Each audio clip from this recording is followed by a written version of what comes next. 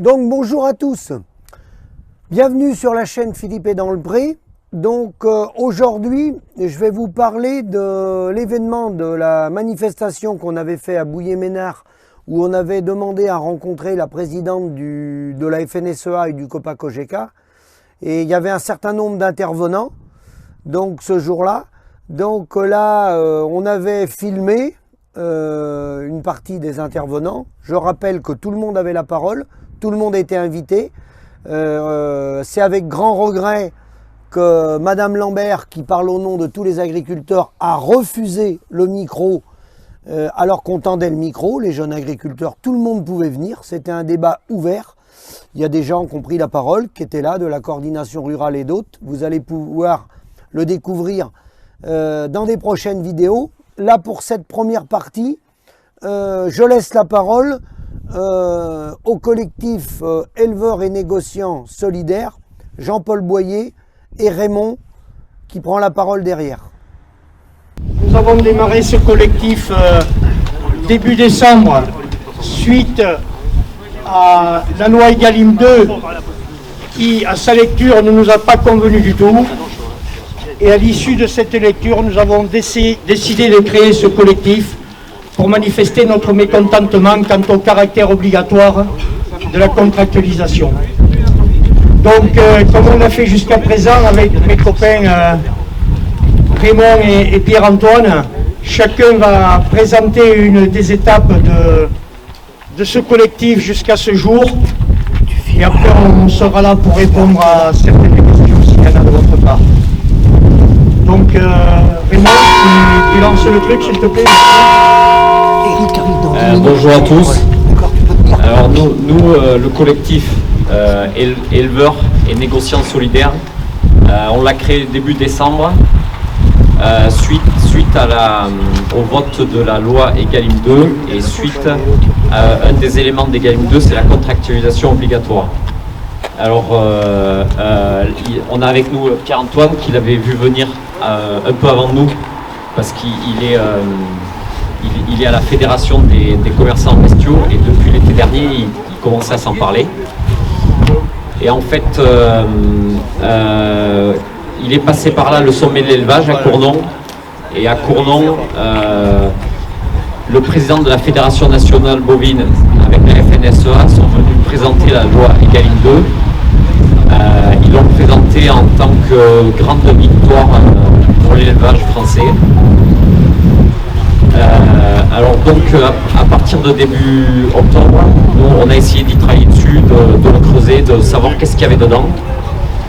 Et début décembre, on a décidé de créer le collectif éleveurs et négociants.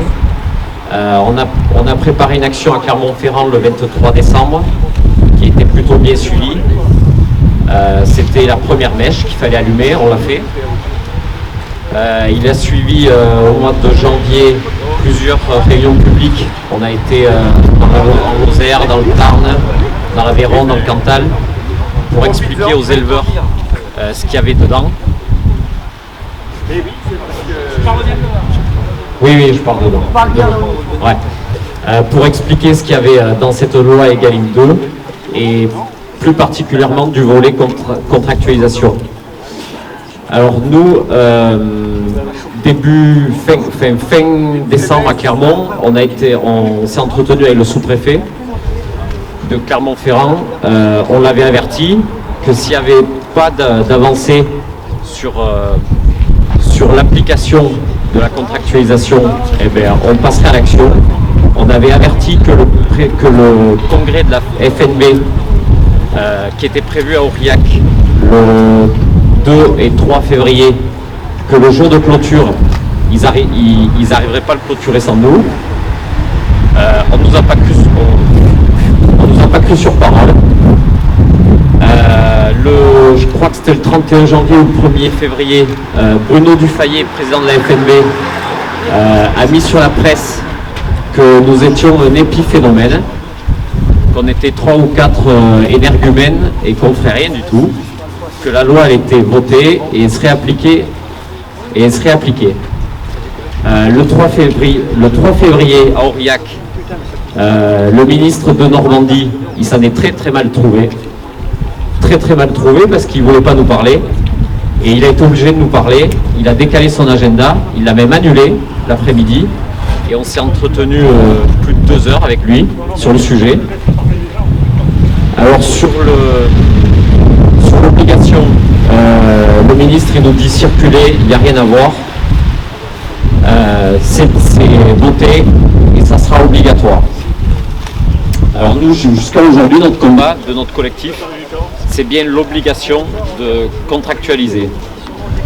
Cette obligation, alors c'est un peu pour ça qu'on est venu aujourd'hui à votre rencontre, parce que dans l'Ouest, en Bretagne, vous avez les porcs, il y a le lait, il y a la volaille, et vous êtes habitués à travailler avec des contrats déjà, pour partie. Et ce que nous on a bien senti venir, c'est qu'il ne fallait surtout pas qu'on y rentre. Parce qu'on était la dernière production, les bovins viandes, on était la dernière production en France qui n'était pas contractualisée, donc qui n'était pas soumis à la pression des industriels. Et on a compris dès le début que d'engager des volumes et un prix minimum avec un tunnel de prix, c'était très dangereux pour nous. Parce que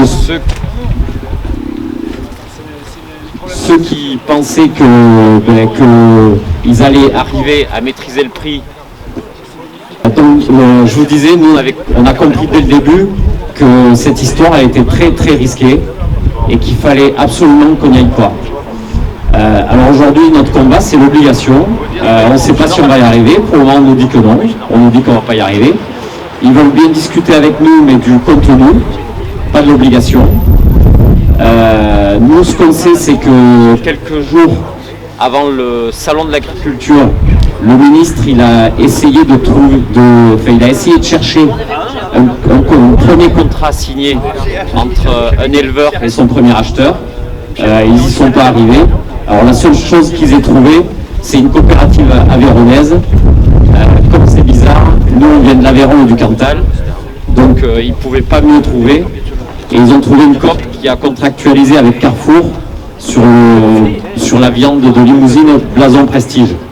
Et alors on n'est pas tout à fait tombé de la dernière pluie parce que Blason Prestige, avec Carrefour, il y a longtemps que c'est contractualisé, donc c'est pas un scoop. Et de loin, ce n'est pas un scoop du tout. Et on serait même curieux de voir le contrat. Je suis même pas sûr qu'il soit compatible Egalim 2. Mais ils ont cru bon de trouver une coop aveyronnaise. Après, je vous laisse juger, et je pense que c'est pas anodin. Donc le programme on tient bon. Ce qu'on sait aussi, c'est qu'il y a très peu, voire aucun éleveur qui a encore contractualisé avec son premier acheteur. Nous on a emmené aujourd'hui une lettre qui a été envoyée de la part d'une grosse coopérative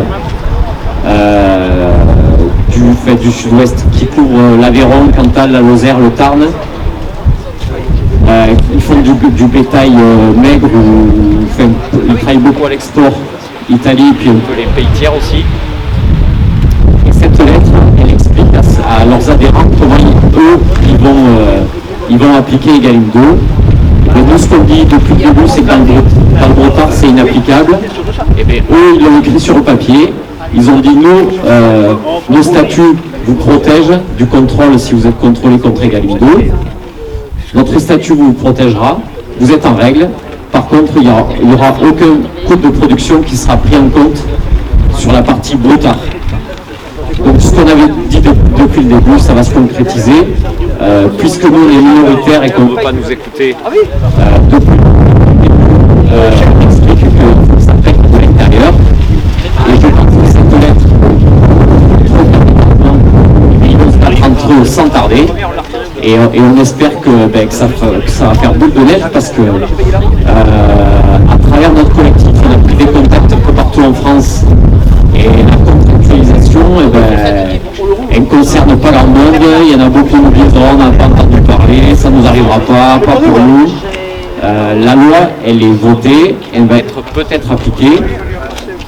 Ils risquent de la faire appliquer plus que d'autres. Ça sera la première fois, mais ça sera comme ça. Donc il faut rester vigilant et nous on reste sur notre combat contre l'obligation. Voilà. Et après, on a besoin de. En fait, c'est un peu pour ça qu'on est venu aujourd'hui, c'est que déjà la presse nationale, elle ne nous reprend pas. Donc aujourd'hui, on espère que ça pourra être relayé et pouvoir réexpliquer encore une fois au candidat Macron, à De Normandie, puis à tous les députés LREM, qu'il faut absolument revenir sur cette obligation, que nous, de toute façon, on ne l'appliquera pas. On n'a aucunement l'intention de laisser intégrer. Moi je dis nos fermes parce que moi je ne parle pas au nom des éleveurs de France, je parle au nom des éleveurs de notre collectif. Mais par contre, quand M. Dufayet, Bruno, le président de la FNB, lui va voir le ministre, il dit je représente les éleveurs de France. Et alors nous, ce qu'on lui répond à Bruno Dufayet, s'il peut encore nous entendre, c'est qu'il n'a pas le monopole du cœur des éleveurs. Merci.